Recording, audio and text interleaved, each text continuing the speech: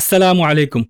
Welcome Lisaan-ul-Qur'an, Easier Than English, Lesson 7. Because we went through the different categories of declension in Arabic, the most common ones in the last lesson, we are now able to study this subject in some detail.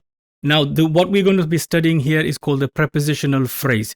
Prepositional phrases are one of the most commonly used phrases in the language. We've introduced it in the mapping session. Please refer back to it. Now, in Arabic, there are 17 prepositions, out of which 11 of them are used almost 13,000 times in the Quran. So in every line of Quran, you will find some of what we're going to be studying in these sessions. I split these 11 of them into 2 lessons. In lesson 7, I will cover half.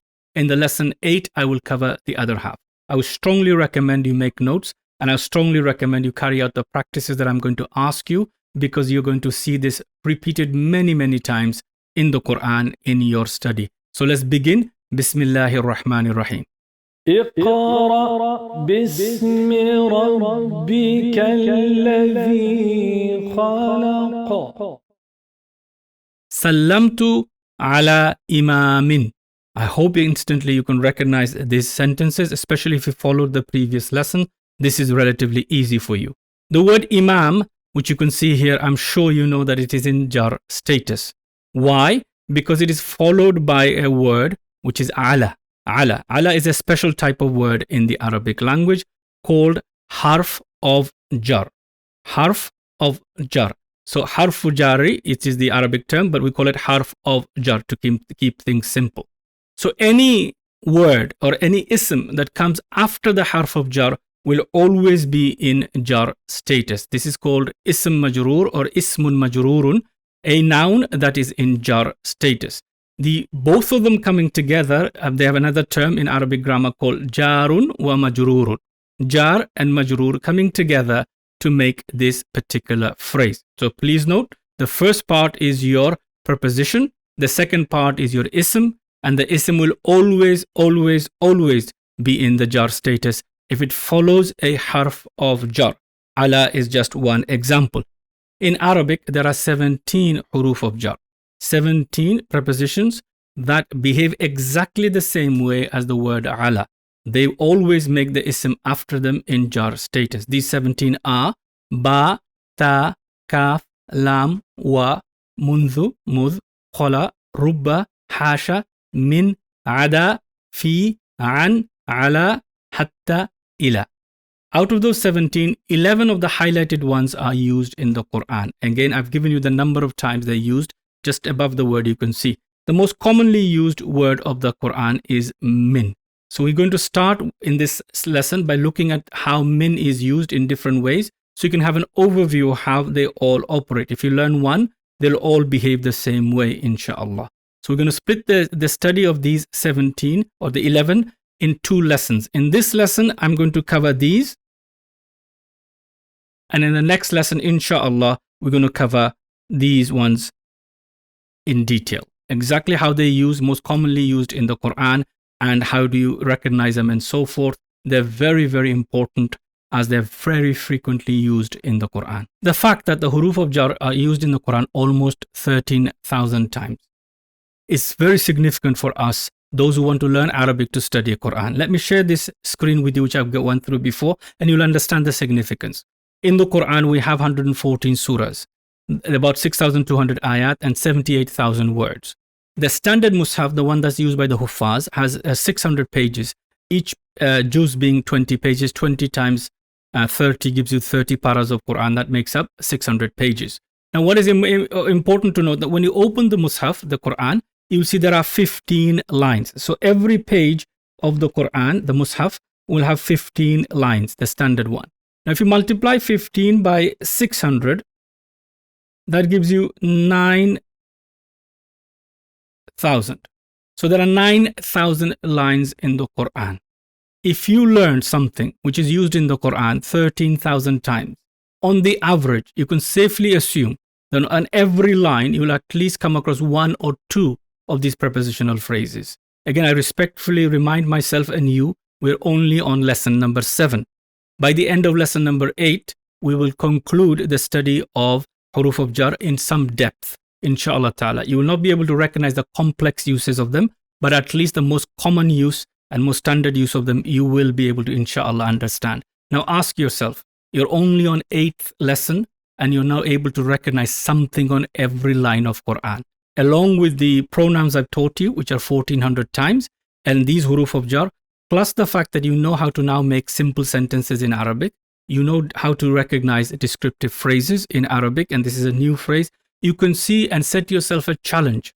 At the end of lesson number 8, please open up the Quran for yourself and see how many of the bits that I've taught you that you can recognize. If you're able to recognize some, alhamdulillah, praise Allah Azza wa Jal, make dua to Allah Azza wa Jal, ask Allah Azza wa Jal to open the door of His mercy for all of us so we can learn more and more of the Quran. We can study more and more Arabic to understand the Quran. And if you have tawfiq, inshallah, donate some money to charity, help some poor person, and pray some extra 2 rakat. This is the way to praise and thank Allah Azza wa Jal. So let's begin by taking a closer look at the huruf of jar because of their importance and significance in understanding Quran. Example of prepositional phrase jarun wa majroorun using min. In the screen I have 2 words, min and shaytanun, and I hope you can recognize shaytanun is in rafa status. If I join the 2 together in a structure, I get min shaytanin. Again, that's exactly what we had before with ala. We have the ism in jar status, and before we have the word min, which is a harf of jar. I'm going to simply call it harf of jar in English, so make it easy for you. And the one after, ism majroor, the ism that is in jar status. Together, coming together to make Murakkab Jari or Jarun wa Majroorun. So this is what happens. Same thing happened with ala, same thing happens with min. I have again another word with min. Min, then I have ash-shaytanu. I need to join them together to make a phrase. Ash-shaytanu, of course, is in the rafa status. When I join them together, because min is a harf of jar, the word shaytan or ash-shaytanu becomes ash-shaytani because it needs to be in the jar status. So please note that min, ala, all of them will do exactly the same thing. So I have harf of jar followed by the ism majroor or ismun majroorun, which is your ism that is in jar status. So harf of jar will come first and it followed immediately by the ism afterwards. It does not allow anything to come in between. So we have a solid structure here. Again, there's a problem with this one. I cannot actually read this because I've got now 2 sukoons. I'm sure you know that in Arabic, this is actually Hamzatul Wasl. This alif here is Hamzatul Wasl, which is not read if there is something before it. So I've got nun with sukoon and I've got lam with sukoon. So we have our classic situation where we have the clash of 2 sukoons. The 2 sukoons coming together, this cannot be read. Now in the examples previously, we looked at, for example, with hal, which had a sukoon, if you remember, hal. And then we had man. And in order to solve the problem there, we used what is standard in the Arabic language, which is to put the kasra at the end of that first word. So we have halil kitabu jadidun, is the book new, or manil muallimu, who is the teacher. So we changed it with a kasra. Unfortunately, in Arabic, I cannot put kasra on min. I end up with mini, and this is not preferred in the language. So the exception here is with min, what happens is that we say mina. Mina. So do you remember this? Often it is kasra on the last letter, but with min, it is always fatha. So you end up with minash shaytani. I'm sure you know this now. A'udhu billahi minash shaytanir rajim. Now for the first time, alhamdulillah, you're realizing what is going on within the structure of what you've been reading so far. So this is your murakkab, which is your prepositional phrase. Please note, because min has a sukun at the end, if I put al afterwards, I need to change it to mina. There is no word in the Arabic language called mina. It doesn't mean anything. This min is changed here with a fatha to give us the change so that we can read it. So it is a reading rule and it is there to facilitate reading. So please note this. Minash shaytani murakkab jari or jar wa majroor. The word, the kalima, the word that's used for Allah, lafz jalala, we call it in Arabic grammar, it declines in the following way. Allahu, Allaha, Allahi. Please note, This word does not take tanween, and the declension is hu, ha, and he. Please make that very clear in your mind so that inshallah we can use it. Now with min, what happens when we put min with the word Allah afterwards? What do we end up with? We end up with min Allahi. Again, because there is a hamzatul wasl before, the min change it to a fatha. This min Allahi on its own, these two prepositional phrases or this phrase appears in the Quran 85 times. So please note, min Allahi. Inshallah, we will use min with the different categories of declension we've done in the previous lesson, the most common categories of declension. I'm sure you remember. So let's begin by first looking at the fully declining. I've got three words here, hamidun, masjidun, and I have al-masjidu. I'm sure you know these words already. So what I'd like you to do, quickly join min with these three words and make the Murakkab Jari or the prepositional phrase for all these three. Pause the video and come back. I hope you've done it. Let me go through the answer with you. Now it will be min, and hamid has to be in the jar status, so it will be min hamidin. From a mosque will be min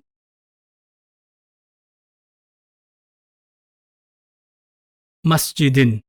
From the mosque will be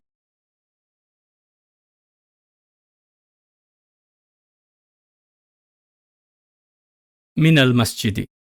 Next we have the partly declining. Again, go back and have a look at the lesson if you're not sure what partly declining are. I have Ibrahimu, masajidu, which is plural of mosque, and I have al-masajidu, which is again the mosques. So translate into Arabic from Ibrahim, from mosques, and from the mosques. So from Ibrahim in Arabic will be min,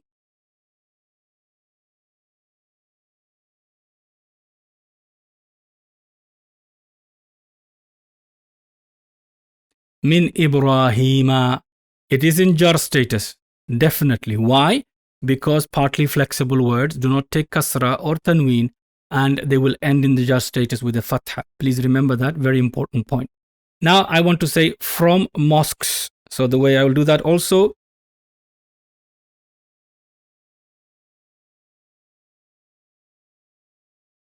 min masajida. Again, no kasra. Why? Partly flexible words don't take kasra in jar status. And then we have min. I need to put a fatha, mina. What should be the ending? Min al-masajidi. Why? Because when you can add al to a word that is partly flexible, it is no longer partly flexible. It can take a kasra. Next, three non-declining words. Musa, hadha, alladhina. Add min, make the Murakkab Jari and translate from Musa, from this, from those who. Okay, to save time, I just copied and pasted inshallah. So we have from Musa will be min Musa, no change. Why? Non-declining. Then we have from this,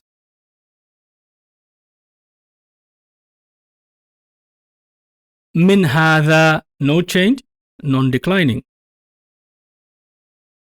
Then we have min alladhina, from those who. Min alladhina appears in the Quran 27 times. So you can see how they used min coming in front of a word that does not change its ending, does not decline, is still that word is in jar status. Why? Because min is in front. You cannot say it is something else. It has to be jar, even though it does not change. And it's a very important point. Please note that the different categories of isms in Arabic decline different way. And it is one of the major reasons why students get confused at the beginning, because they assume that Arab is only to do with Dhamma, Fatha and Kasra, Pesh, Zabar and Zir. And it's a very confusing way to start. This is what you need to study, category and how they decline. Mabni will not change. The duals, we have three examples on the screen. The first one from two believers, then from two students, feminine, please note, and from the two books. So please translate them using min in front, and I've given you the vocabulary in the Rafa status there for you. Remember, Rafa is the default, so we need to now put them into jar status with min in front. Try it. From two believers. So you have min and two believers in Arabic, which is masculine, will be.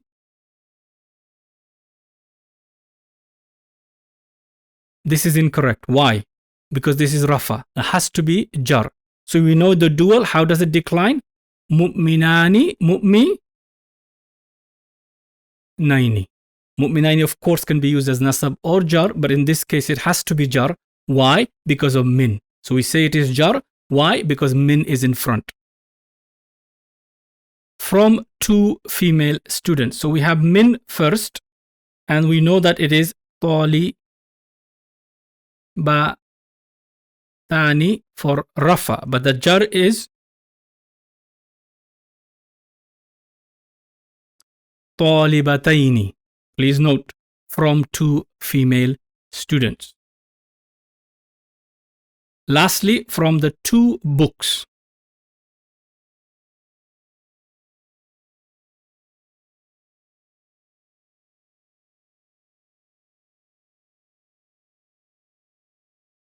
Again, we have the same problem with the two sukoons meeting, so we need to change that to minal kitabaini, from the two books. Sound masculine plurals, only two for you to do. From believers, masculine plural, and from polytheists, again, you got the spelling of the word there as well. So please go ahead and do these two. So you have min, mu,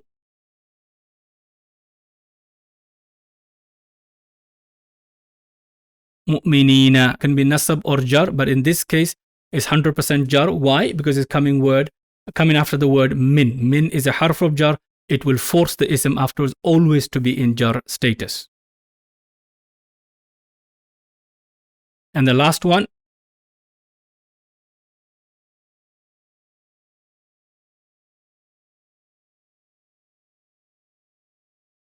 min al-mushrikina. Again, we go back and add the fatha, and we end up with min al-mushrikina in jar status.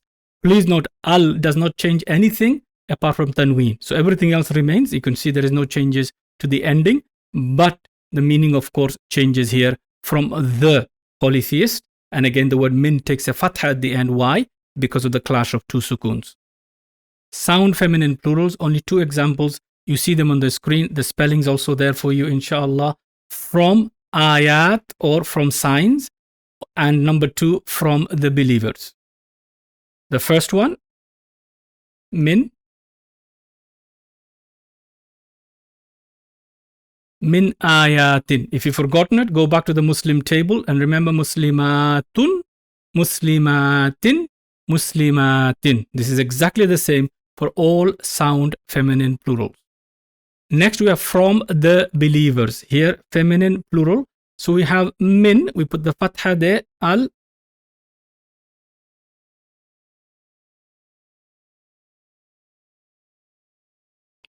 Min al-mu'minati. Again, remember, because of al, tanween cannot stay there. So this is how you recognize that. This is min, then you have al-mu'minati, not tin, because of al. Attaching pronouns to the huruf of jar. When we need to use a pronoun with one of the harf of jar, what do we do? Well, we have min here, and we have three pronoun examples. Huwa, which means he. Hiya means she or it. Anta means you. In Arabic, if I wanted to say from him, from her, or from it, from you, what do we do? Well, for example, I cannot say min huwa. Nor can I say min hiya. Nor can I say min anta. This is totally wrong in the Arabic language. Why? If you recall, I repeatedly said that these pronouns, these 14 detached pronouns, are always in the rafa status. So they cannot come after min under any circumstances. So what do we do in Arabic? In order to understand what the issue is, let's again look at the English pronouns we looked at when we discussed the subject of Arab. We mentioned we have he, him, and his. Three different pronouns, all referring to the same person. But he is the subject version, him is the object version, and his is the possessive version. So in English, I don't say from he. I don't use that normally. I can say from him, or I can say from his knowledge, or from his book, or from his wealth, or whatever. But I cannot say from him. In the same way in Arabic, I cannot use min huwa. So we've already learned these 14 pronouns. Now, please note they are detached pronouns, i.e., they are always written separately. No word is attached to them. Secondly, they are mabni. They do not change. So they're fixed and they're always in the rafa status. Of course, they're definite like all pronouns are. So these pronouns, which are the 14, I hope you've memorized it by now. Let's go through them. Huwa, huma, hum. Hiya, huma, hunna. Anta, antuma, antum. Anti, antuma, antunna. Ana, nahnu. Again, I hope you memorize them. If you haven't, please go and watch the video on total physical interaction and how to memorize these pronouns and how to use them. So these are detached pronouns. We cannot use them with words like min, ala, the huruf of jar. So we have in Arabic another set of pronouns, and these are called attached pronouns. Attached pronouns, and they're also always definite. Why? Because they're pronouns. Number two, they're also fixed. They don't change. And number three, they can be used either in jar or in nasab status. They can be used in jar or nasab status. These are the pronouns that we need to use with words like min, the huruf of jar. So the attached pronouns, again, we're going to study them in detail because they can be attached to an ism, they can be attached to a fi'l, which is a verb, and they can also attach to a harf, one of the sets we're going to study now, of course, in this session.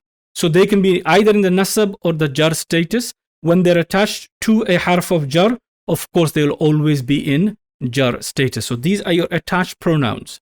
Again, you will not get confused if you follow my instructions, inshallah, on learning them, because there is some similarity with the detached pronouns, but inshallah, it will become very simple if you follow my instruction. Most important thing for you to note now is that these cannot be written on their own. They always have to be written attached either to an ism, either to a fi'l, and either to a harf. One of the three. Now, please note, at the beginning of your study is going to become very difficult for you to recognize them, because in Arabic, you can have 3 or 4 words, actual words, joined together. But these are only attached to the end of a word. As a suffix, they cannot be attached in the middle or in the beginning of one particular word. So please note these important points. They're always attached. We're going to need the use of the pronoun table, which I asked you to design in the previous sessions. Please get a copy of this, inshallah. Either design it yourself on your computer, print them out, or write them on a paper notebook and photocopy them. If you have, we're going to use them quite extensively. You don't have to write the numbers down. The numbers are only there for you, inshallah, to know the direction in which to memorize them. They are going to be useful for us in learning this lesson, next lesson, many other lessons to come. Not only that, inshallah, they're going to prove to be invaluable when it comes to learning verbs. So please get this table, inshallah. And in the table, we've already learned how to put the 14 pronouns. Please memorize them exactly as you see them on the screen. Now we're going to use the attached version. I'm just going to quickly show you them at the moment. Please do not memorize them on their own. You need to memorize them in context.